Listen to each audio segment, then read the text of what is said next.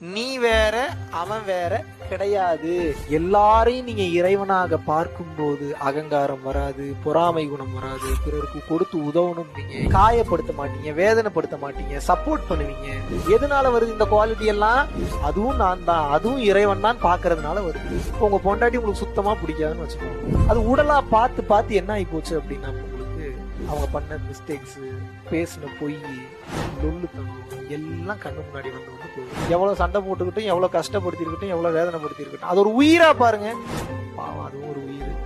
அது ஏதோ அது இந்த உலகத்துல வாழ்றதுக்காக வந்துருக்கு. நம்மளால முடிஞ்ச சப்போர்ட் எதுவும் சரி விட்டு கொடுத்து போவோன்ற கண்ணி எங்க இருந்து வந்து இந்த பக்கம் உயிரா பார்த்ததுனால அந்த பக்குவம் வந்தது, இல்லன்னா வராது. நீங்கள் வாசி யோகமோ பரம்பொருள் யோகமோ கிரியா யோகமோ செய்து அழியாத கர்ம வினைகள், ஒரு உயிரை உயிராக பார்த்து நீங்கள் கண் கலங்குவதன் காரணமாக மொத்தத்தையும் இறைவன் அழிச்சிருக்கான்.